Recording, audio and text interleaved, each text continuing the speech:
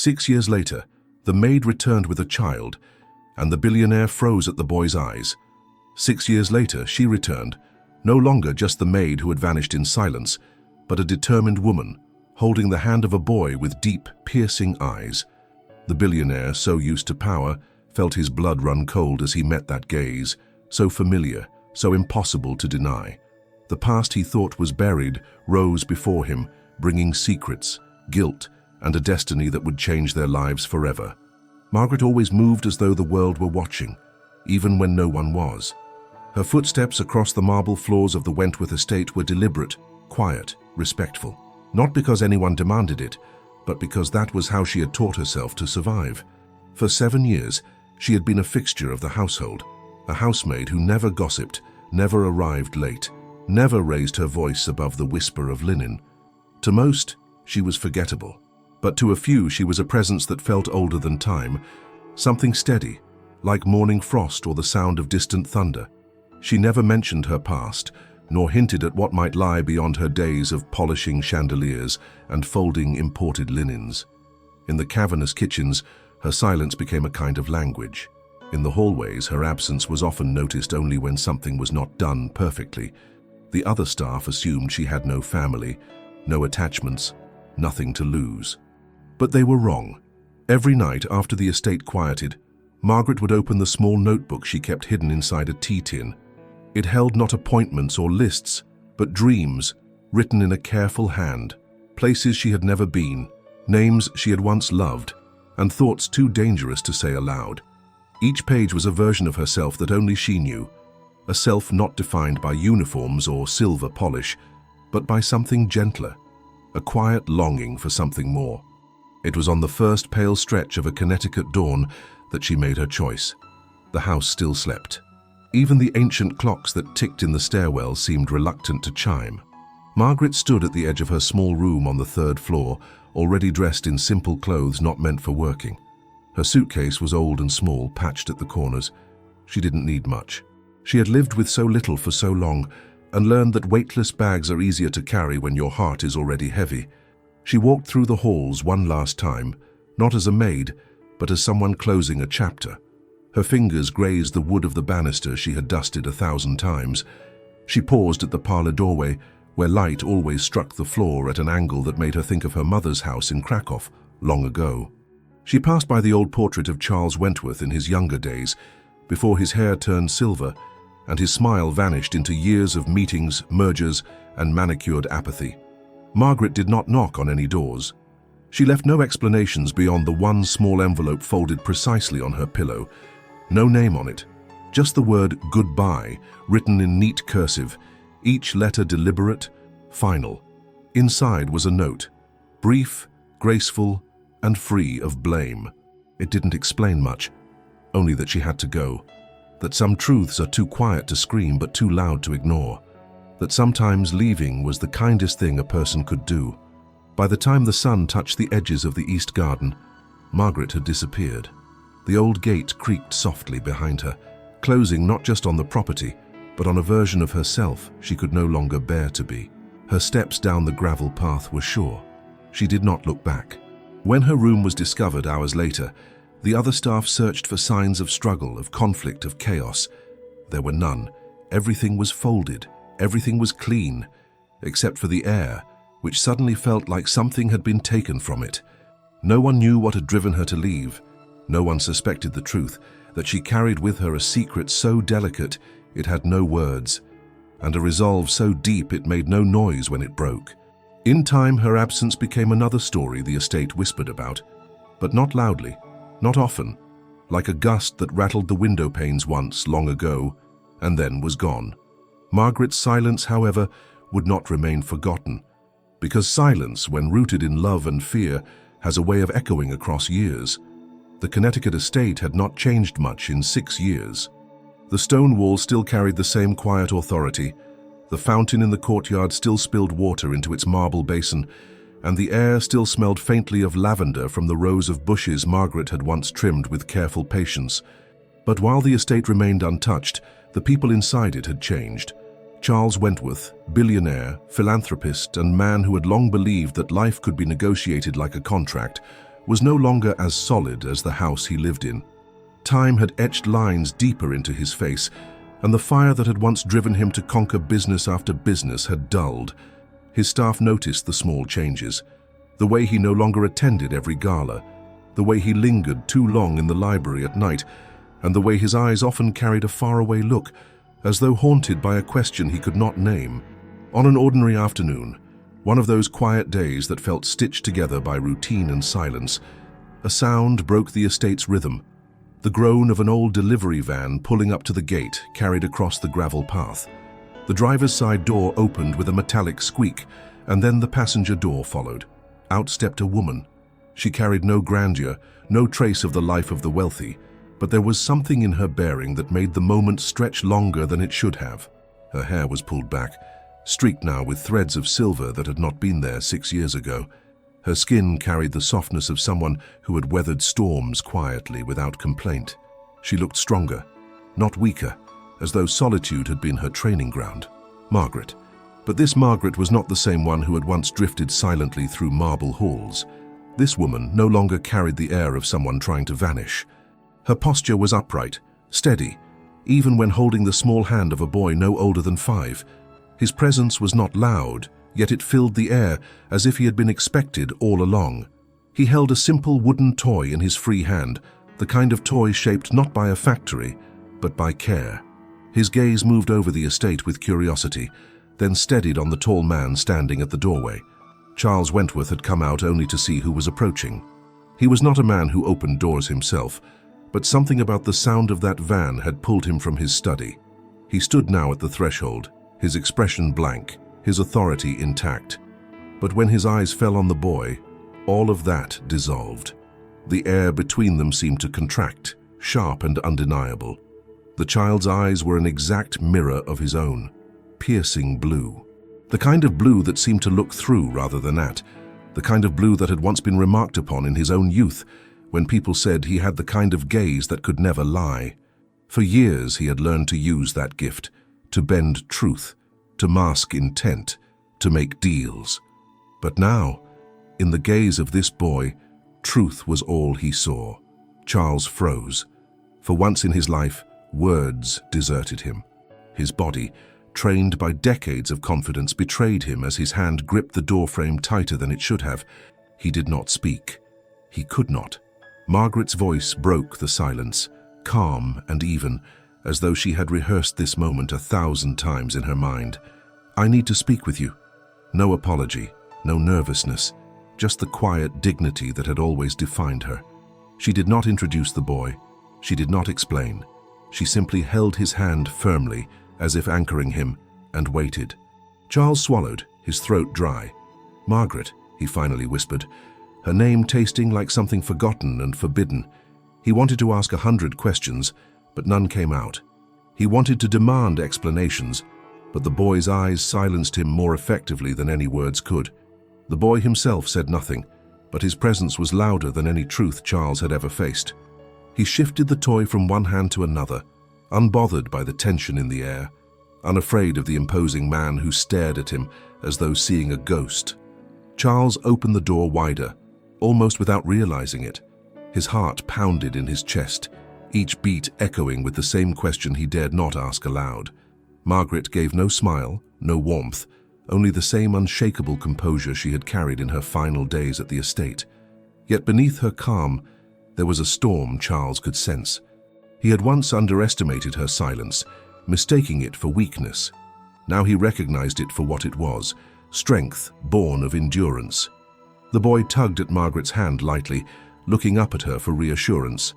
She bent down, brushing a strand of hair from his forehead, and whispered something too soft for Charles to hear. The child nodded, his little shoulders straightening as though emboldened by her simple words. It was then that Charles realized he was trembling. Not visibly, perhaps, but in a way he had not felt since his mother's funeral decades earlier. His life had been one of control, of clear outcomes, of power exercised with precision. But here, standing on his own doorstep, was something he could not negotiate, something he could not buy, something he could not turn away from. Truth had come back to him, not as a confession, but as flesh and blood. And still, Margaret did not explain. She did not need to. The boy's eyes had already answered what Charles dared not voice. The silence stretched, heavy with years of absence, years of unspoken truths.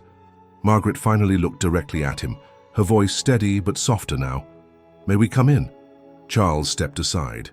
The threshold had never felt heavier nor more sacred. As the boy crossed it, gripping his mother's hand, Charles's world shifted.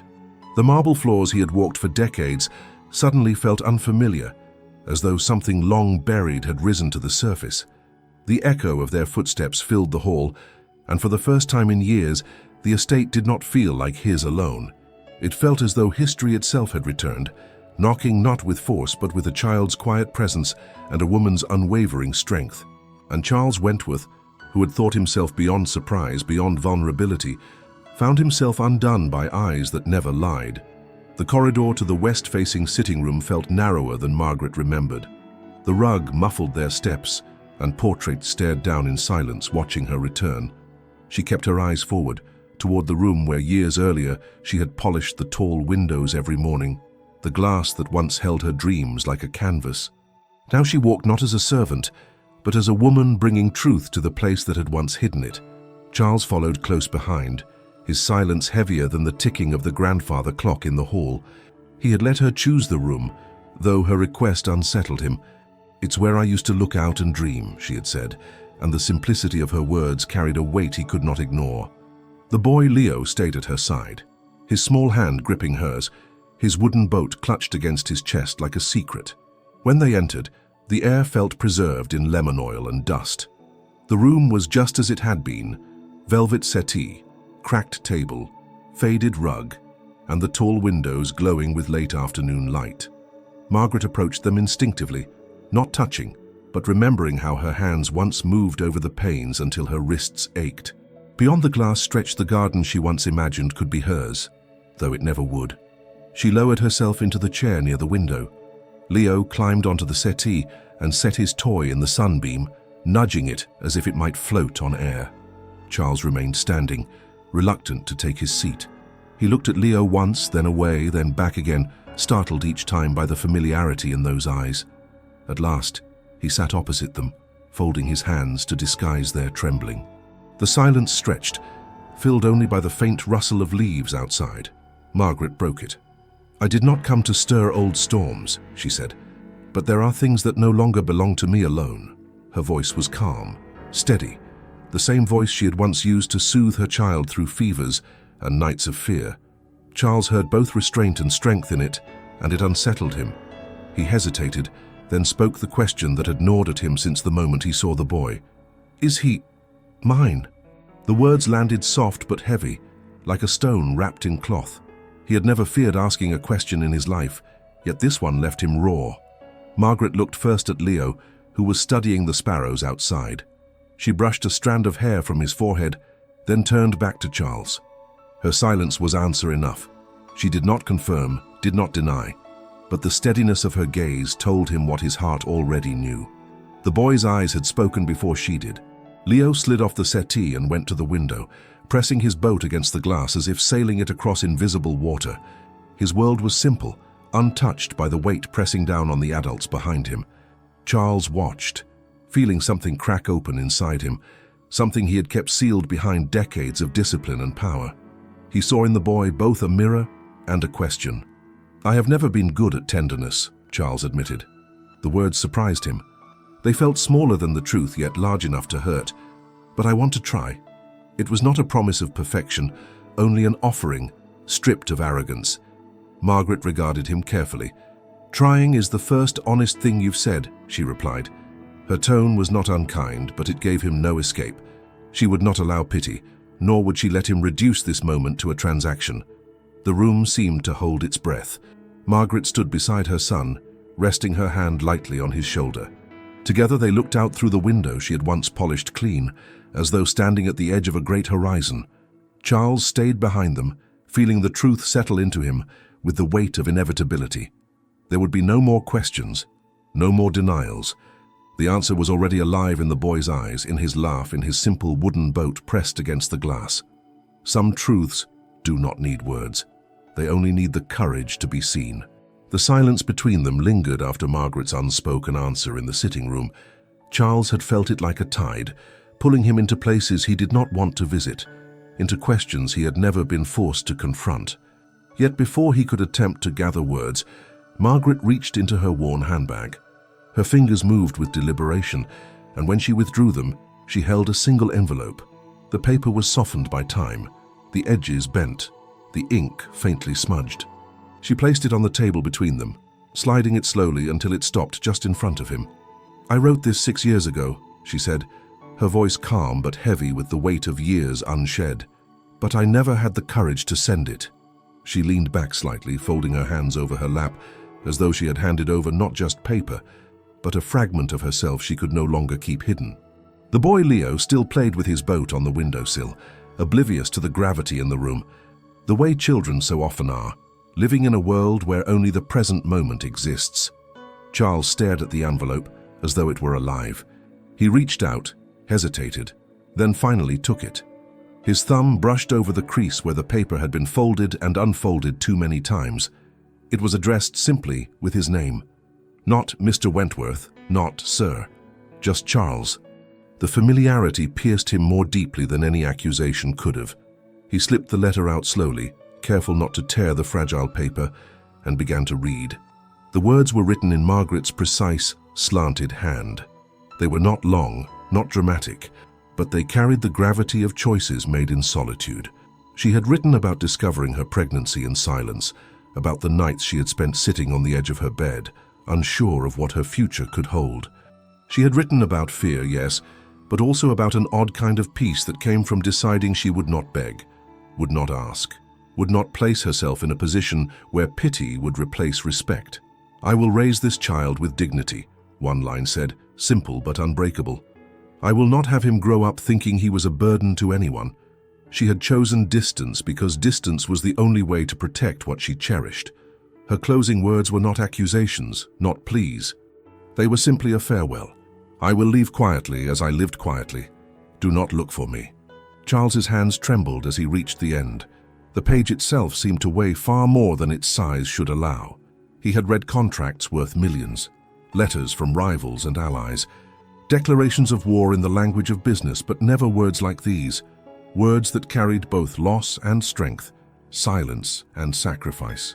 He felt his chest tighten, and for a moment he had to look away, his gaze falling on the boy at the window. The child was laughing softly to himself as he tilted his little boat against the glass, making it race against invisible waves. He was alive, bright and innocent, carrying none of the heaviness that Margaret had shouldered alone for years. "You carried this by yourself," Charles said at last, his voice strained. He looked at her across the table, his expression torn between guilt and awe.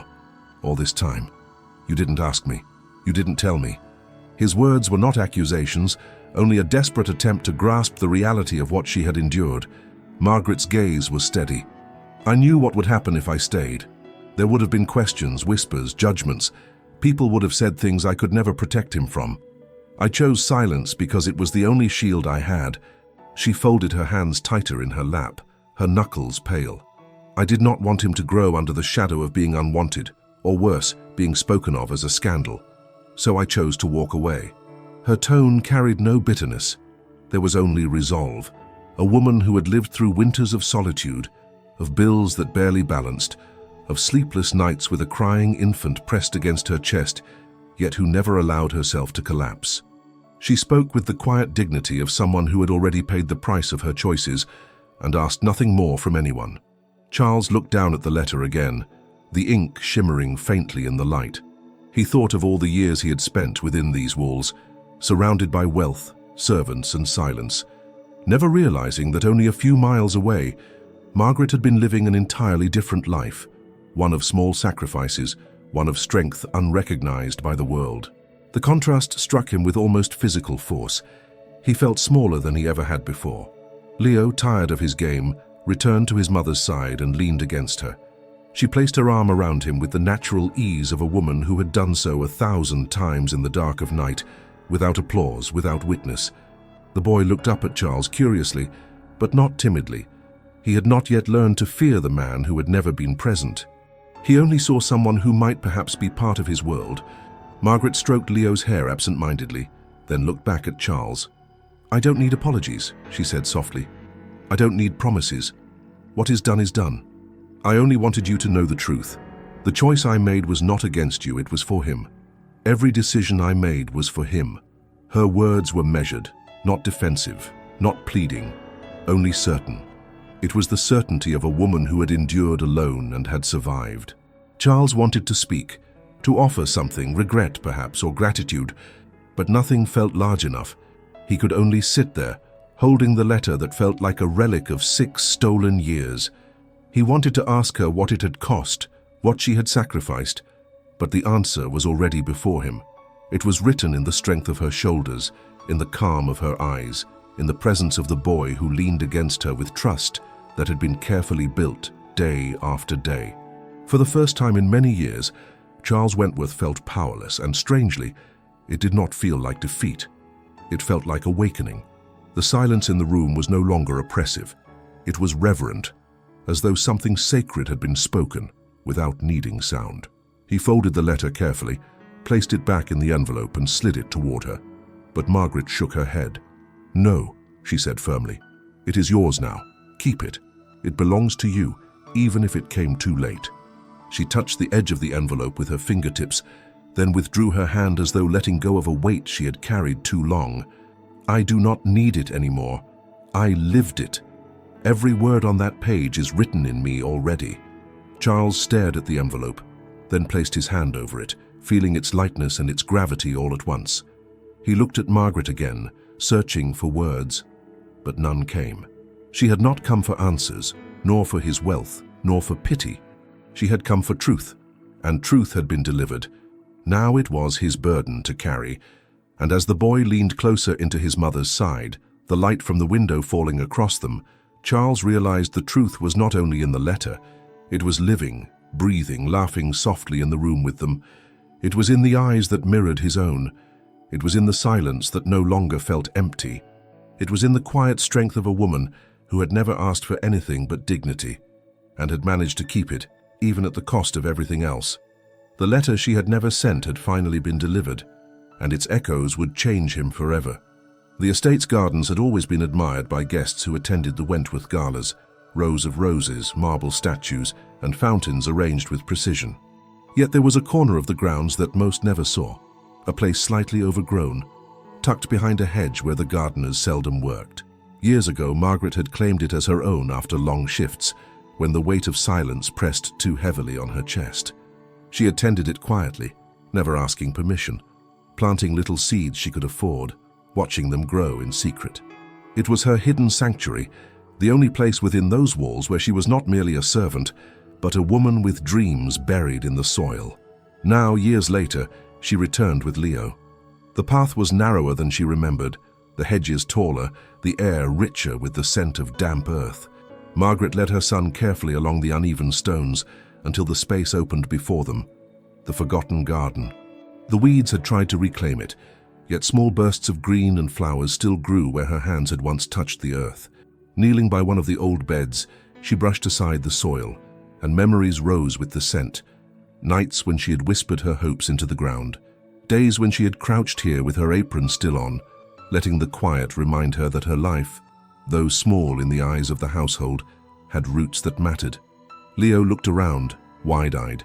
He crouched near a young tree, one that Margaret had planted years ago with trembling hands, a sapling then now strong enough to cast a little shadow. "Mama," he asked softly, "can we plant something here?" His voice carried innocence, but also a strange sense of knowing, as though he felt the weight of the place even if he could not name it. He held his small wooden boat tightly, then set it on the earth as if to offer it back to the ground that had given him a mother strong enough to endure. Margaret's throat tightened. She touched the bark of the tree, her hand steady, though inside her chest, waves crashed. "Yes," she whispered, "this is where I buried my dreams, and this is where we can plant new ones." She smiled gently, not to hide pain, but to show him that even buried things could bloom again. Leo's small fingers dug eagerly at the soil, unafraid of dirt, unafraid of mess. To him, planting was hope, not loss. From the window of the estate, Charles watched. He had not followed them outside, not wanting to intrude, yet his eyes tracked their movements as though his very heartbeat depended on it. He saw Margaret kneeling on the earth with her son, her hands guiding his, steadying his small grip. He saw the boy tilt his head with curiosity, his laughter carried by the breeze as he unearthed a worm and held it up proudly. Charles stood frozen, and then a memory surfaced, a rare fragment of his own childhood. He was a boy again, much like Leo, standing in another garden, this one belonging to his mother. She had worn a simple dress, nothing like the grand gowns she wore for company. Her knees had been streaked with dirt, her hands cradling roots as though they were treasures. She had told him then, "Charles, gardens are where we remember that even the smallest things grow if given patience." He had laughed then, careless, but the words had carved themselves into his bones. His mother's garden had been destroyed years later, replaced with marble fountains and imported roses chosen by decorators. Yet seeing Margaret now, bent over the soil with her child, he felt his mother's presence return, her voice carried in the rhythm of Margaret's silence. Margaret's hands moved with a reverence he had never noticed in his world of wealth. She was not planting to impress. She was planting to remember, to teach, to give. Leo pressed a seed into the earth and looked up at her for approval. She nodded, resting her hand over his, guiding him gently. He grinned and patted the soil, then looked back at the house where Charles stood in the window. Their eyes met for only a second, but in that second Charles felt the same pull he had once felt as a boy, something greater than himself, something rooted in tenderness. Margaret sat back on her heels, her dress streaked with soil, her hair falling loose around her face. She looked at the garden with the calm satisfaction of a woman who understood that not all dreams had to be loud to matter. Some could be planted quietly, left to grow in shadows until they were strong enough to face the sun. Leo nestled against her side, his little boat now forgotten in the grass. She pressed a kiss to the top of his head, her eyes fixed on the ground where he had placed the seed. She whispered something he could not hear, perhaps a prayer, perhaps only a wish too fragile for words. Charles, watching, felt a hollow ache inside him, a mixture of loss and recognition. He realized with a sharp pang that Margaret had given her son a kind of inheritance money could never buy. The gift of dignity, of roots planted in strength, of hope that did not need to be spoken to be real. He thought of all the things he had buried, ambition, pride, relationships, and how little of it had bloomed. Watching Leo and Margaret, he wondered for the first time what it would mean to plant something not for profit, but for love. Margaret rose, brushing dirt from her skirt, then took Leo's hand. Together they stood at the center of the forgotten garden, the small planted seed behind them. She glanced once toward the house, toward the figure standing at the window, and though she could not see his expression clearly, she knew he was watching. She did not wave, she did not call. Instead, she turned back to Leo and whispered, "Every seed has its time. You must water it, protect it, wait. Then one day it surprises you." Leo nodded solemnly, as though she had handed him a secret. His little fingers curled tighter around hers, his wooden boat swinging at his side. The wind carried the scent of earth back toward the house, and Charles inhaled deeply, his chest rising with a heaviness he had not felt in years. Something within him shifted, fragile and dangerous, like a door he had kept locked now creaking open. He thought again of his mother, of the garden long gone, and of how Margaret, without knowing, had resurrected it in her quiet corner of the world. The forgotten garden had become more than a place of weeds and hidden flowers. It was proof that even what is abandoned can still bloom. And as Margaret walked away hand in hand with her son, leaving the seed behind in the soil, Charles knew he would never look at the grounds of his estate the same way again. What Margaret had planted was not just a seed, it was the beginning of something larger than all of them, something that once grown could never be uprooted. The estate had returned to its usual quiet when the sound of tires on gravel broke the calm. A black car rolled to a stop at the front steps, polished so carefully that the late afternoon light slid along its frame like water. The driver's door opened, and Evelyn Wentworth stepped out with the precision of someone who never arrived anywhere by accident. Her heels struck the stone with measured clicks, each one declaring her right to be heard before she even spoke. She entered the hall without waiting to be announced. The air around her carried the coolness of authority, the scent of perfume mixed with calculation. Charles stood near the staircase, still unsettled by all that had passed that day, while Margaret remained close to Leo, one hand resting lightly on his shoulder. Evelyn's gaze swept the room as if she were cataloguing a collection. When her eyes settled on Margaret, recognition flickered, followed quickly by dismissal. "So it is true," Evelyn said. "The maid has returned." The words carried a chill beneath their civility. Her eyes flicked to Leo, lingering on his face with a sharpness that made Margaret draw him a little closer. Charles exhaled slowly. "Evelyn, this is Margaret, and this is Leo." "Of course I remember, Margaret," Evelyn replied. "You kept the house in order. Quiet, efficient. I cannot say I expected to see you here again, least of all with company." She glanced once more at the boy, and the resemblance struck her, though she refused to name it. Margaret did not respond. Silence had always been her shield, and now it was also her power.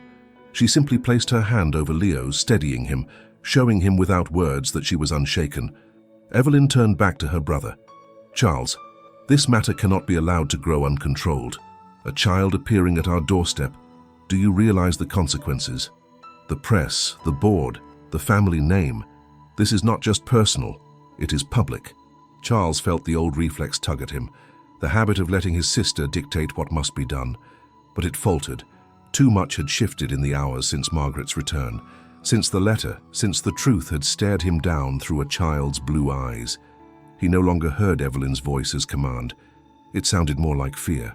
"Perhaps we should begin with kindness," he said quietly. "Kindness." Evelyn's smile was tight. "This requires order, not sentiment. Paternity must be established properly. A lawyer will draft an agreement, financial provisions will be arranged, and boundaries set. We must be generous, yes, but cautious. Above all, discreet." Margaret lifted Leo's hand and placed it against her chest, letting him feel the steady beat of her heart. Her voice was calm but resolute. "He is not a case to be managed. He is a boy. He deserves love, not contracts." The words struck the air with more weight than volume. Evelyn's expression hardened. "Poetry solves nothing. You are speaking of feelings, I am speaking of reality." "Reality," Margaret answered, "is that he needs a mother who will stand for him and a father who will choose him, not a negotiation." For a moment silence held. Then Charles stepped forward, his voice steady. "Enough, Evelyn. You will not speak to her that way, nor to him. Leave us." His sister's eyes widened slightly. She was not accustomed to dismissal, least of all from Charles. "You are making a mistake," she said. "This family's name is everything. Do not throw it away for—" Her words faltered. She did not finish the sentence. Perhaps because the boy's eyes, so like her brother's, made it impossible. She turned sharply toward the door, pearls catching the light. Before leaving, she paused, her hand on the handle. "The world will not make this easy for you, Margaret, but perhaps you do not require easy." With that, she slipped out, the door closing softly behind her. The hall seemed to exhale when she was gone. Margaret lowered Leo's hand from her chest and smoothed his hair. He looked up at her, puzzled but reassured, then whispered, "Your heart is loud." "It has reasons," she said gently, kissing his forehead. Charles stood still, the echo of Evelyn's presence fading. He looked at the boy and then at Margaret, realizing that the weight of his past choices had shaped this very moment. Yet he also felt the faintest possibility of change. The old will of the past, its pride, its rules, its coldness, no longer held complete power. Something new had been planted, fragile but alive. He took a step closer, careful not to break the fragile quiet. "Leo," he said, speaking the boy's name aloud for the first time, "would you like to see the tallest oak in the garden tomorrow?" The child studied him, then nodded solemnly. "Can boats go there?" "They can go anywhere they are brave enough to try," Charles answered. Margaret met his eyes, weighing his sincerity. She gave the faintest nod. For the first time in years, Charles felt that his words were not a performance but a beginning. The past still loomed, but it no longer ruled. Something stronger had entered the room, dignity, truth, and the will to protect a child whose future would not be written by fear. The day had grown long, and shadows stretched across the marble halls like ribbons of memory. Margaret had kept Leo close since Evelyn's departure, sensing the tension that still lingered in the air. She moved quietly, leading him upstairs to the small guest room they had been offered for the night. The room was simple compared to the grandeur of the estate, but it was warm and the view opened toward the gardens she had once tended in secret. She laid out Leo's small things with the same care she had shown in every corner of her life, folding his sweater across the chair, placing his little boat on the nightstand, as though it were a guardian of dreams. Leo had been quiet through supper, where Charles had joined them in silence, fumbling through small gestures of courtesy. He had poured water into Margaret's glass without being asked, passed Leo a piece of bread, even attempted conversation that fell away like paper torn by the wind. It was not indifference, it was hesitation, the faltering of a man unused to speaking words that mattered. Margaret had accepted the clumsy kindness without commentary, grateful for its sincerity, however unpolished. Now, as night fell, Leo climbed into bed. Margaret sat beside him, smoothing the blanket across his chest, her hand lingering as if she could protect him from every storm simply by being near. His eyes searched hers in the half-light, and then, in a voice softer than the hush of the curtains, he asked, "Mama, why don't I have a dad like the others?" The question settled between them with a weight that pulled at the air. Margaret's throat tightened, though her face remained composed. She had known this day would come, had rehearsed answers in her mind during lonely evenings, but no rehearsal could prepare her for the sound of his small voice asking for what she had shielded him from all these years. She bent closer, brushing her fingers through his hair, and whispered, "Not every family looks the same, my love. Some have two parents, some have one. Some are made by birth, others by choice. But love makes a family, no matter its shape. And you are loved more than you will ever know." Leo listened carefully, his young mind wrapping itself around words meant to soothe. He nodded, though his little brow furrowed as though trying to untangle something bigger than himself. He clutched his boat in one hand and asked again, almost stubbornly, "But why not me? Why didn't I have one?" Margaret's chest ached. She kissed his forehead, lingering there, allowing silence to carry what words could not. "For you have me," she said gently, "and I promise you, you will never be without love. Some stories take longer to find their ending. Maybe one day you will understand more. But for now, all you need to know is that you were never unwanted, never unloved. You are the reason I kept going when everything felt impossible." Her voice trembled slightly on the last word, but she steadied herself quickly, smiling down at him with warmth that only a mother's endurance could provide. Leo seemed to accept this for the moment, his eyelids drooping as sleep tugged at him. He nestled into the pillow, still holding his boat, and within minutes, his breathing softened into dreams. Margaret sat for a while longer, her hand resting lightly on his small chest, feeling the rise and fall that was both fragile and strong. When she finally stood, she left the lamp dim and crossed the room with silent steps. What she did not know was that Charles had been standing in the hallway just beyond the slightly open door. He had not meant to eavesdrop, but as he passed, he had caught the low sound of Leo's question and had been unable to move away.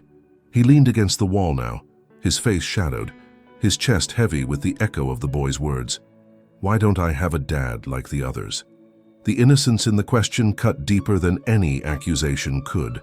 Charles felt as if he were being measured not by his fortune, not by his influence, but by the eyes of a child who did not yet know what absence meant. For the first time in decades, he felt small in his own house. He remembered himself as a boy, lonely, even among wealth-wandering halls much like these with only portraits and echoes for company. His mother had tried in her own way, but her attention had been stretched thin by duty, by expectation, by a husband who had never known how to give tenderness without weighing it against control. Charles remembered standing in front of those tall windows and asking silently, though never aloud, why love always seemed so distant. Now he heard that same ache in the voice of his son, though Leo did not yet know the name of it. And in that moment, Charles felt a crack open inside him. It was not dramatic, not shattering, but quiet and undeniable. He saw the boy not as an interruption, not as a burden, but as a mirror, showing him the emptiness he himself had once endured and offering him the chance to choose differently.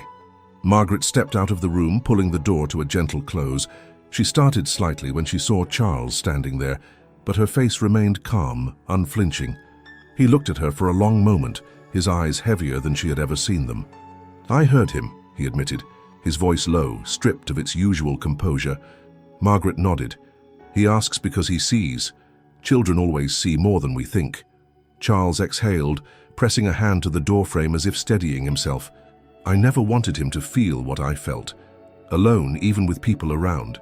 Yet he does, and it is because of me. His words were not polished, not rehearsed, but raw. Margaret studied him, her expression unreadable. At last she said, "Then perhaps you understand what must change. He doesn't need wealth, he doesn't need gifts, he needs presence, he needs truth." Charles met her gaze, and for once he did not look away.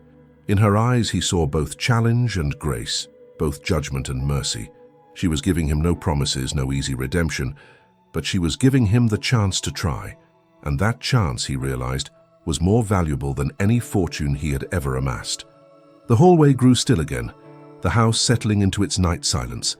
Behind the door, Leo slept, unaware of the storm his small question had stirred. Margaret turned toward her room, leaving Charles standing alone in the dim corridor. He remained there long after, his hand still on the doorframe, listening to the faint rhythm of his son's breathing through the wood. And for the first time in many years, Charles Wentworth did not think of the future in terms of deals or legacies. He thought only of the small boy who had asked for a father, and of the man he might still choose to become. The next morning the estate stirred earlier than usual. Servants moved quietly, uncertain whether to acknowledge the guests who were not quite guests. Margaret had risen before dawn, as she always had in her working days, and watched the garden from her window as the first light touched the roses. Leo still slept, his small hand curled around his wooden boat, his chest rising and falling with the steady rhythm of innocence. She let him rest, knowing soon enough his world would grow heavier than a boy's should. By mid-morning, Charles asked her to join him. His voice at the door was softer than it had been the night before, less like a command and more like a request. She followed him down the stairs, not as a maid this time, but as a woman who had nothing to lose. They stopped in the sunlit parlor, where the windows cast long beams across the polished floor. He gestured for her to sit, but she remained standing until he sat first, unwilling to give even the appearance of obedience. Charles cleared his throat. "I have been thinking," he began. His hands folded together betrayed a faint tremor. "You and Leo cannot remain here, as if you were visitors passing through. That would be inadequate. You both deserve more." He hesitated, the words catching in his throat. Then he pressed forward. "The guest house on the east side of the grounds has been empty for years. It could be renovated quickly, comfortable, private. It could be your home." Margaret listened, her expression unreadable. "I would ensure you have everything you need," Charles continued. "A proper school for Leo, staff to help with whatever you wish, medical care, security. He would never lack anything. And you—" He stopped himself, searching her face. "You would have peace, safety, stability. You would never again need to worry about bills or work or what others might say. Everything could be arranged." The offer hung in the air like a heavy curtain. For a moment, Margaret said nothing. She moved closer to the window, her eyes on the garden where Leo had planted his seed the day before. Her silence made Charles restless. He leaned forward. "Margaret, I am trying to do right by you. I am trying to do right by him. This is not charity, this is responsibility." Finally she turned, her gaze steady and sharp. "No, Charles, this is control." The words landed with the quiet force of truth. "I did not come back here to be rescued," she continued. "I built a life for Leo without your wealth, without your protection, without your name. It was not easy, but it was honest. I came here for one reason, to tell you the truth, not to be placed in a gilded cage, however pretty its bars may look." Charles opened his mouth to protest, but she raised a hand, silencing him with the same calm dignity that had once silenced gossip in the servants' quarters. "I will not have my son grow up believing he is a favor you extended. He deserves to know that he belongs, not because of what you provide, but because of who he is. If we stay here, it will not be as dependents. It will be as tenants. I will pay rent for that guest house if we take it, and Leo will go to school as every other child does, not as the boy handed everything without ever earning his own way." Charles stared at her, stunned. No one had ever refused his offers before. His wealth had always been the solution to every problem, the salve to every wound. Yet here was a woman who looked at it as though it were dust, who refused not because she wanted more, but because she demanded less. Her refusal humbled him more than any rejection in his business career ever had. "Margaret," he said slowly, "I'm not trying to own you. I only want to make things right." "You cannot make right what has already passed," she replied, her voice firm but not cruel. "What you can do is decide how you move forward. But understand this, I did not bring Leo here to collect on a debt. I brought him here to give him truth. That is all." Silence stretched between them. Outside, a bird called from the garden, its song piercing the stillness. Margaret crossed her arms lightly, not in defiance, but in composure. Her eyes softened only when she glanced toward the staircase, where she knew Leo still slept. "He will not grow up learning to beg or to bow. If we stay, it will be on equal ground." Charles lowered his gaze, the letter from the night before still echoing in his memory. He thought of his mother's words, the way she had once told him that humility was the rarest gift a man could offer. Now he understood what she meant. For the first time in years, he felt not like a master of his world, but like a student being taught. Finally, he nodded. "If you insist on rent, you shall have it. If you insist on independence, I will not argue. I only ask that you allow me the chance to be near him, to learn what it means to be a father." The last word broke slightly on his tongue, as though it had not been used in decades. Margaret studied him for a long moment.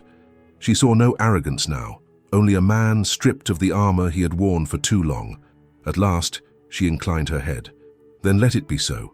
But remember, Charles, Leo does not need gifts. He needs presence. If you cannot give him that, no offer you make will ever matter." Charles accepted her words in silence. There was no negotiation left to be made, only choices. Margaret turned back toward the window, the morning light outlining her figure. She had lived years carrying her own burdens, and she would not surrender that strength now. Her dignity was her fortress, and she would not trade it for comfort. And so, in that sunlit parlor, Margaret refused what many would have called salvation. She did not need to be saved, she only needed to be respected.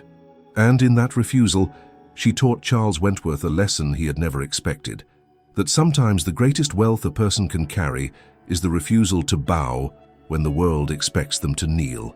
The estate had grown quieter in the days since Margaret's return. The staff moved with a kind of watchful curiosity, whispering softly in corridors, as though the walls themselves were aware of the shift in the air. Charles, however, had grown restless. At night he found himself wandering rooms he had not entered in years, hallways filled with portraits of ancestors who seemed to judge him more harshly now that truth had stepped back inside the house. Sleep evaded him. The words of Margaret's refusal echoed again and again in his mind. He will not grow up learning to beg or to bow. One sleepless night, unable to endure his thoughts, Charles climbed the stairs to the attic. It was a place he rarely visited, a chamber filled with relics of a life he had long buried beneath success. The air smelled of cedar and dust, and the floor creaked beneath his polished shoes. Shafts of moonlight filtered through the small circular window, illuminating stacks of trunks, forgotten books, and boxes wrapped in yellowed string. He had not been up here since his mother's passing, more than 20 years ago. He opened one trunk at random, expecting old linens or trinkets. Instead, he found her handwriting, bundles of letters tied with faded ribbon, envelopes addressed in the elegant script he remembered from childhood. His hand trembled as he untied the ribbon and pulled one envelope free. The date startled him. Nearly 4 decades earlier, when he was just a boy. The letter had never been sent. It was addressed simply, "To Charles, for when you are older." He unfolded the brittle paper with reverence. The ink had faded, but his mother's words were still clear. "My dearest Charles, if you are reading this, then you are no longer the boy who used to follow me through the garden, asking why weeds grow faster than roses. You are a man now, and with manhood comes power. But I pray you never forget that power without kindness is emptiness. Money may build houses, but it cannot build a home. Success may command attention, but it cannot earn love. I hope that one day you will learn to look at people not for their place in the world, but for the light they carry in their hearts. That is the measure of a man." Charles read the words again and again, his throat tight. He remembered afternoons in the garden with her, remembered how she would kneel in the dirt without caring if her dress was soiled, remembered the smell of rosemary on her fingers when she brushed his hair from his forehead. She had been the only softness in a childhood ruled by his father's severity, and now, decades later, her words returned like a verdict. His eyes blurred as he reached the final line. "Be humble, my son. Be kind. That is the legacy I wish for you. Not wealth, but humanity." Charles sat heavily on an old wooden chest, the letter shaking in his hand. He thought of the man he had become, ruthless in business, admired by strangers, feared by rivals. He had built empires, but he had not built love. He had lived in a house filled with beauty, but it had not been a home. He had ignored her words, forgotten her voice, until now. He pressed the letter to his chest and closed his eyes.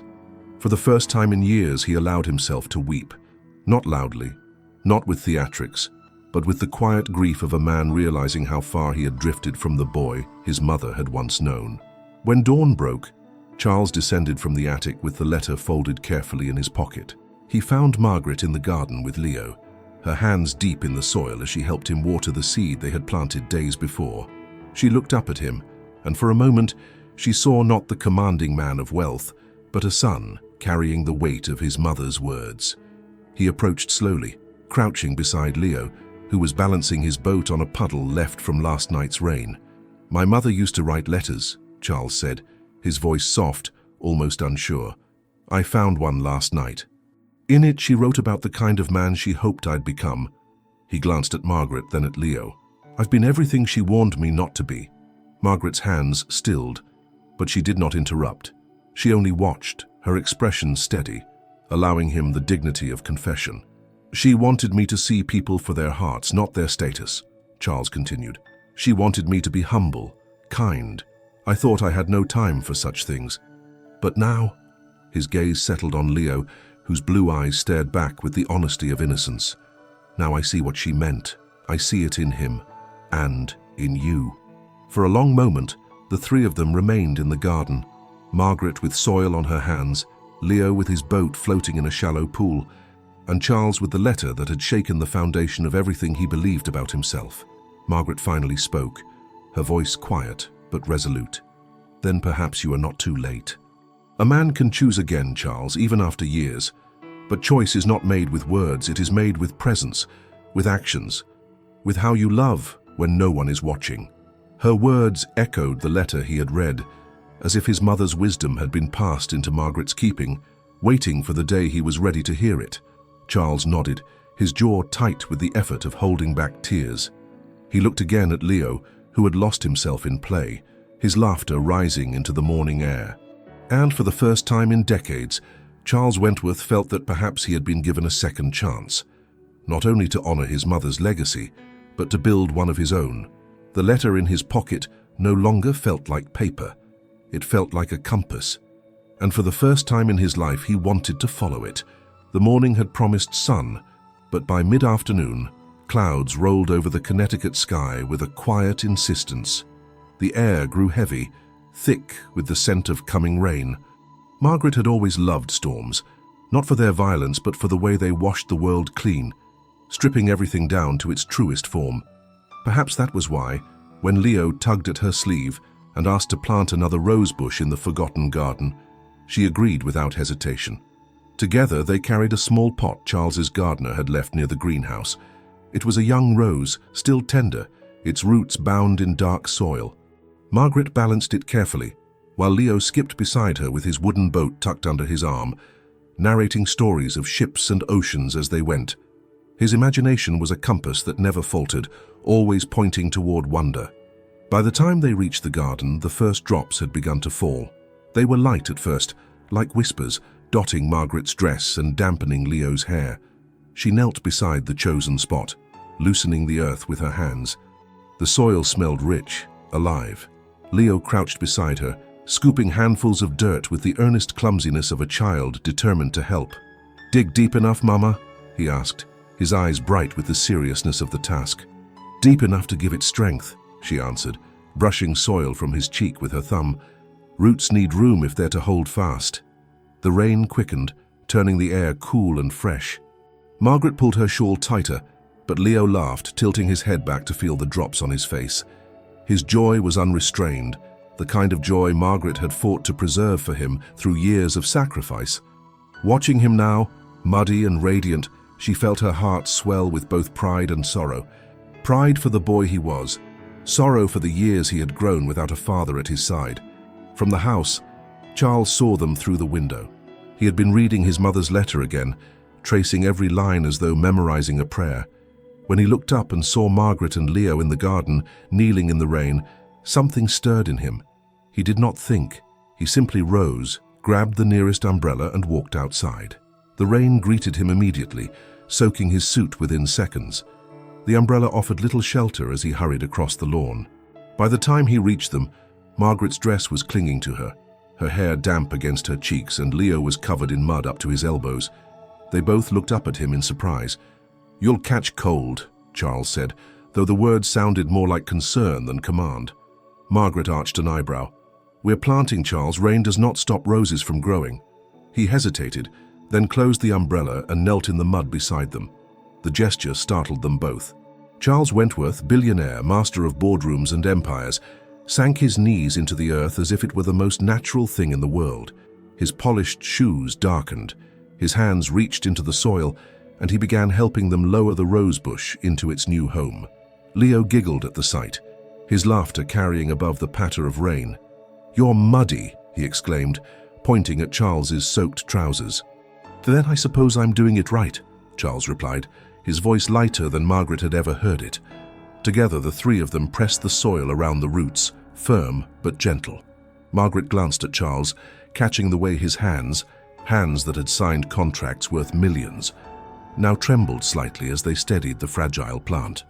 He looked less like a man trying to control the world, and more like a man learning, finally, how to nurture it. The rain poured harder, plastering his hair to his forehead. Charles laughed, the sound rusty from disuse but genuine. He reached for the umbrella he had abandoned and held it above Margaret and Leo, though by now they were all drenched. It was a useless gesture, but one that revealed instinct, the instinct to shelter. Leo grinned, his cheeks flushed, and looked up at Charles with eyes shining. "Will it grow tall?" he asked, pointing at the rosebush. "If we take care of it," Charles said, meeting his gaze. "If we give it what it needs, then yes, it will grow tall. Maybe taller than you." "Not taller than me," Leo insisted, puffing out his chest. "I'll be taller." Charles chuckled and ruffled the boy's wet hair. Margaret watched quietly, her heart tightening at the sight. She had promised herself she would not let hope trick her into forgetting the past. But in that moment, watching them kneel in the mud together, she felt something shift. It was not forgiveness, not yet, but it was the recognition of possibility. When the rosebush was finally secured, Leo clapped his muddy hands together in triumph. "Done," he declared. Then, almost shyly, he added, "Charles, will you come for dinner tonight?" The question was so simple, so unguarded, that it stunned them both. Margaret turned to her son, but his eyes were fixed on Charles, waiting for an answer. Charles swallowed, the weight of the invitation pressing against the years of absence he could never undo. "I would like that very much," he said softly.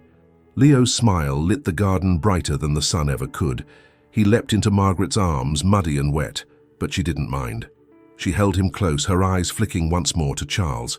He was kneeling still, his suit ruined, his hair dripping, but in that moment he looked more human than she had ever seen him. The rain eased, softening to a mist. The rosebush stood firm in the soil, its leaves trembling, its roots already beginning their silent work. Margaret pressed a kiss to Leo's temple, her lips salty with rain. She looked at Charles, her voice quiet but steady. "He asked you to dinner, not me. If you accept, know that it is his table you sit at." Charles nodded, understanding the weight of her words. "Then I will sit with gratitude." As they rose from the mud, the storm began to pass, leaving the world washed clean. And in the quiet that followed, Margaret realized that something had changed, not only in the garden, but in the man beside her. For the first time, he was not standing above her, offering power or protection. He was standing beside her, soaked, muddy, and equal. And perhaps, she thought, that was the only way anything true could ever grow. The rain had passed, leaving the house washed in silence. Supper had been simple: soup, bread and tea, shared at the old kitchen table without ceremony. Margaret moved with the grace of someone used to doing much with little, while Leo filled the room with small stories of worms, mud, and the rosebush they had planted. Charles, uncertain in the unfamiliar rhythm of domestic quiet, carried bowls and wiped the table clumsily, his hands more used to signing contracts than stacking dishes. Margaret did not comment, but she noticed. Afterward, she led Leo upstairs. Charles followed at a distance, uncertain if his presence was welcome yet unable to withdraw. The hallway glowed with lamplight, portraits staring down from gilded frames. Margaret had polished these same frames years before, always with lowered eyes. Tonight she allowed herself to look. Leo wandered slowly, dragging his fingers along the wall. He stopped suddenly in front of a painting half lit by a sconce. It was of a boy in a stiff dark jacket, hands resting on a book, his gaze direct and unsettling. The eyes, blue, piercing, undeniable, were the same as Leo's. The child tilted his wooden boat in salute, then lowered it, speaking in a hushed voice. "He looks like me." The words fell into the air like a stone into still water. Margaret froze. Charles, a few paces behind, stopped as well. Time seemed to fold inward, the house itself holding its breath. Margaret said nothing at first. She simply placed her hand on Leo's shoulder, steadying him as his gaze lingered on the portrait. "Yes," she said softly, "he does." Charles stepped forward, his chest tight. He knew the painting well. He had sat for it as a boy, his mother just out of sight, encouraging him to be still. He remembered the weight of the jacket, the collar biting his neck, the book he had not cared to read. More than anything, he remembered the artist telling him to soften his gaze. He had tried. He had not succeeded. The eyes were his own, and now they were his son's. He lowered himself to one knee beside Leo, speaking carefully, as if afraid to disturb something sacred. "That is me," he said. "I was about your age when it was painted." Leo blinked at him, then looked back at the portrait. "He looks like me," he repeated, with the steady certainty of a child naming the obvious truth. Charles felt the words pierce through every layer of doubt he had carried. He did not need documents or proof. He needed only to see the boy standing beside him, eyes identical to the ones painted decades ago. His voice shook as he whispered, "I see it. I see you." Margaret's gaze met his, calm but resolute. She did not soften into forgiveness, but she allowed the truth its place. The three of them stood there together, a triangle of past, present, and possibility. Leo tilted his boat toward the painted boy again. "He can come with us," he declared. "Paintings can walk if you believe hard enough." Margaret smiled faintly, turning on the lamp so its glow fell directly across the portrait. The boy in the painting no longer looked so alone. "Then we will leave him a light," she said. They walked on slowly. At the stairway, Leo leaned into Margaret's side, the day heavy on him. Charles hesitated, then offered his arms. Margaret nodded once, and he lifted the boy. Leo relaxed instantly, his small body trusting the embrace. Charles carried him to bed, set his boat on the nightstand, and after a pause bent to kiss his hair. It was awkward, reverent, and entirely real. When they stepped back into the hallway, the house was still. Margaret turned to Charles. "You did not ask for proof," she said quietly. "I don't need to," he answered, glancing back at the glowing portrait. "I have it already." She studied him for a moment, then walked beside him down the corridor. Neither spoke. They did not need to. The truth now lived in the house, as undeniable as the eyes that had revealed it. And in that hallway of portraits where generations stared from the walls, one boy's quiet sentence, "He looks like me," had redrawn the story of them all. The days following the moment in the hallway carried a strange stillness, as though the estate itself was trying to adjust to a new rhythm. Margaret felt it in the way the staff watched her and Leo with a different kind of curiosity. Not with the distant glances they once cast upon a housemaid, but with a quiet recognition that something had shifted permanently. The boy's presence had rearranged the atmosphere, softening edges, drawing attention to details long overlooked. Even Charles moved differently, slower, as though each step had to be tested against the weight of choices he had spent years avoiding. Margaret, however, felt no illusion of permanence. She had come to the estate with a single purpose: to tell the truth. She had done so, and now the silence in which she had lived for 6 years felt like a rope pulling at her again. She did not belong to this house. Its grandeur was foreign to her, and though Charles was trying, awkwardly, clumsily, sometimes even tenderly, she refused to mistake effort for resolution. One night, as she folded Leo's small clothes and placed them neatly in the suitcase she had brought, she realized she had already made her decision. It was time to leave. That morning, the sky was pale with the first light of day. Margaret rose early, as she had done all her life, and dressed simply. Leo still slept soundly, curled around his wooden boat, his hair falling over his forehead. She touched his cheek lightly, memorizing the peace on his face. Then she gathered their belongings with quiet efficiency.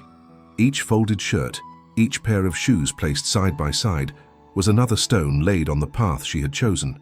She knew it would be painful, but she also knew pain was no stranger.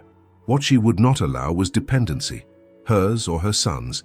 She would not let him grow believing he was tethered to wealth that was not earned, or that his place in the world depended on the generosity of others. When she carried the suitcase downstairs, Charles was already awake. He stood near the great window of the library, a cup of untouched coffee in his hand. He turned when he heard her footsteps, and his eyes fell immediately to the case. For a long moment, neither spoke. Then he set down the cup, his expression unreadable. "You're leaving," he said quietly, more as fact than question. Margaret placed the suitcase near the door. "I came to tell you the truth. I have told it." "That was all I intended." Charles moved closer, his voice steady but laced with something raw. "And what of him? Do you think you can tell him the truth once and then vanish again? That a boy who asked why he has no father will not ask again when he wakes and finds me gone from his days?" Margaret's hands tightened at her sides, but her voice remained calm. "He will ask again, and I will answer. He will have me, as he always has. That is enough." "It is not enough," Charles said, his tone sharper now, though not in anger, more like desperation fighting its way through restraint. He drew a breath, then continued more softly. "You may not want what I offer, I understand that. But this is not about you or me anymore, it is about him. If you walk away again, Margaret, you will take with you not just your strength, but his chance at something he deserves." Margaret met his eyes, her own unwavering. "What he deserves is not to be fought over, not to be made into a prize or a possession. What he deserves is love, truth, and stability. Can you give him that, Charles? Not gifts, not comfort, stability. Can you promise that when the novelty of his presence wears off, when the complications begin, you will still be here? Or will you retreat to the safety of boardrooms and contracts, leaving him to wonder why he was not enough?" Charles flinched. Her words struck deep, because they were the very doubts that haunted him in the quiet hours of night. He ran a hand through his hair, struggling to steady himself. Then, with a kind of surrender he was unaccustomed to, he spoke, not as a man used to winning, but as a man asking for grace. "I cannot promise perfection. I cannot even promise I will not falter. But I can promise this. I will not run. Not from him. Not again." The words hung heavy in the space between them. Margaret studied him, searching his face for signs of the arrogance she had always despised, for any trace of the man who once believed money solved all wounds. She saw only weariness, humility, and something like hope. It unsettled her, because hope was more dangerous than wealth. It could undo years of hard-won independence if she let it. She turned toward the door, her hand resting on the suitcase handle. "I do not need you to save me," she said softly. "I never did." "I know," Charles replied. He stepped closer, his voice steady now. "I am not asking to save you, I'm asking for a chance. Not to repair what cannot be repaired, but to build something new. Not to fix the past, Margaret, to make a future." Her fingers tightened on the handle, and for a moment she could not breathe. Leo's laugh echoed faintly in her memory, the way it had sounded when Charles knelt in the mud to plant the rosebush, the way it had rung in the hallway when he declared the painted boy looked like him. That laugh was not burdened by the past. It belonged to possibility. She closed her eyes, then looked back at him. His face was unguarded, stripped of the armor he had worn all his life. There was no demand in his eyes, only a plea, quiet and human. Margaret exhaled slowly, then let go of the suitcase handle. Her voice, when it came, was no louder than a whisper. "We'll try." Charles's shoulders sagged with a relief so profound it looked almost like prayer. He did not reach for her, did not move closer. He simply nodded as if afraid any motion would break the fragile truth between them. For the first time, Margaret felt that he had heard her, truly heard her, not as a woman he had once known in passing, not as a problem to be solved, but as a partner in something neither of them could yet name. Upstairs, Leo stirred, his small voice calling for his mother. Margaret turned toward the staircase, her heart steady now. She walked upward, each step carrying both the weight of the past and the tremor of a future she had not dared to imagine. Behind her, Charles remained in the library, staring at the suitcase she had abandoned by the door. He knew the journey ahead would not be smooth, knew that dignity and independence would always stand as guards at Margaret's side. But he also knew this. For the first time in 6 years, the door was not closing. It was opening. And sometimes, that was all a man could ask for. Autumn had always arrived quietly on the Connecticut estate, but this year it felt different. The air carried not just the scent of turning leaves, but the rhythm of laughter, the sound of a child racing across the garden paths, and the unfamiliar warmth of evenings that were no longer heavy with silence. For years, the house had echoed with nothing but formality. Now it breathed like a place where life was unfolding, not just being preserved. Margaret sat on a wooden bench near the rose bush, planted during the rainstorm months earlier. The bush had grown stronger than anyone expected, its stems thick and upright, its leaves a healthy green. A single bloom had opened before its season, soft petals unfolding, as if eager to catch the last of the summer sun. She rested her knitting needles on her lap for a moment, watching the flower sway in the breeze. Her grandmother had taught her to knit in Poland, showing her that steady hands could turn even scraps of yarn into something useful, something beautiful. Now as she worked the needles, she felt the same lessons settling into her life. Stitch by stitch, patience became form. Charles was in the garden with Leo, his tall frame slightly hunched as he steadied the bicycle Leo was learning to ride. The boy's laughter rose above the crunch of gravel under the wheels. His boat was tied with string to the back of the bike, bouncing along like a loyal companion. "Keep your balance," Charles called, his voice carrying the kind of encouragement that comes from both fear and pride. "Steady now, don't look back, look forward." Leo wobbled, then straightened, his small legs pumping hard. For a moment, he let go of fear and believed. The bicycle carried him forward without help, and his shout of triumph rang across the garden. Margaret's chest tightened with emotion. She remembered nights when she had carried him in her arms through fevers, mornings when she had sent him off to school with only the simplest breakfast, all the while whispering promises to herself that he would one day have more than survival. Now here he was, strong and bright, carried forward not only by her strength, but by a man finally learning what it meant to guide without controlling. Charles jogged alongside until Leo steadied completely, then slowed, letting the boy pedal on his own. His smile was quiet, almost shy as he turned back toward Margaret. For once there was no trace of the distant, powerful man who had commanded empires. He was only a father, mud still clinging to his shoes from days of planting, his hands rougher from work he once would have dismissed as beneath him. Margaret saw it all, and though her guard remained, her heart softened. Later, as the sun dipped low, they sat together in the garden. Leo sprawled on the grass, humming to himself as he drew shapes in the dirt with a stick. Charles sat near the rose bush, touching its leaves carefully. "It shouldn't have bloomed this soon," he said, more to himself than to her. But it did anyway, as if it couldn't wait. Margaret looked at the flower and then at Leo. "Some things are impatient for life," she replied. "They don't follow rules. They just grow where they are planted." Charles turned to her, the weight of her words settling deeply. For months he had been changing, not in sudden gestures but in the steady rhythm of showing up. Meals shared, walks taken, evenings spent listening rather than speaking. He had learned that Margaret would never accept pity, never allow herself to be reduced to dependency. What she demanded, quietly but firmly, was respect. And slowly, through each day, he had begun to offer it. "Do you believe," he asked after a long pause, "that something broken can grow whole again?" Margaret considered him. Her hands resumed their knitting, the needles clicking softly. "It doesn't grow back the same," she said, "but it grows stronger in different places." A rose that is cut blooms again, but never exactly as before. That is its strength. Charles nodded, his gaze falling on Leo, who was now pretending his boat could sail across invisible seas drawn in the dirt. "Then perhaps we have a chance," he murmured. As twilight deepened, Margaret rose and called Leo to her side. She packed away her knitting, smoothing the yarn into her basket. Charles walked with them back toward the house, not leading, not following, but beside them.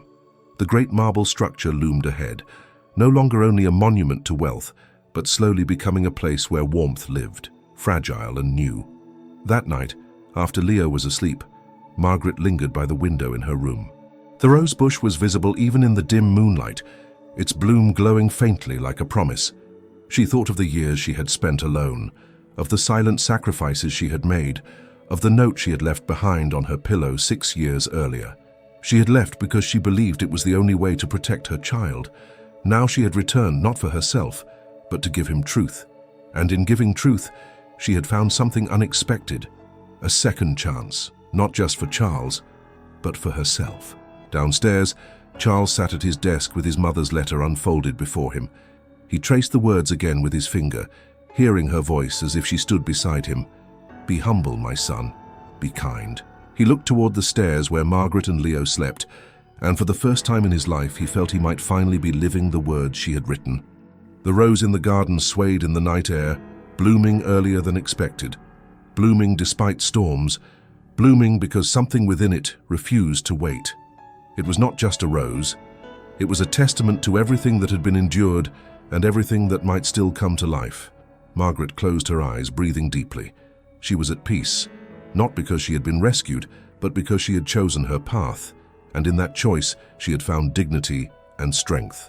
The boy she had raised alone now had laughter, roots, and the beginning of a new story. The man who had once been absent was learning to stay, and she who had carried silence for so long could finally rest in the knowledge that nothing she had endured had been in vain. The rose bloomed early, just like Leo, born of dignity, tended with sacrifice, and grown into something beautiful against all odds. And in its bloom, the story of them all found its quiet, enduring truth.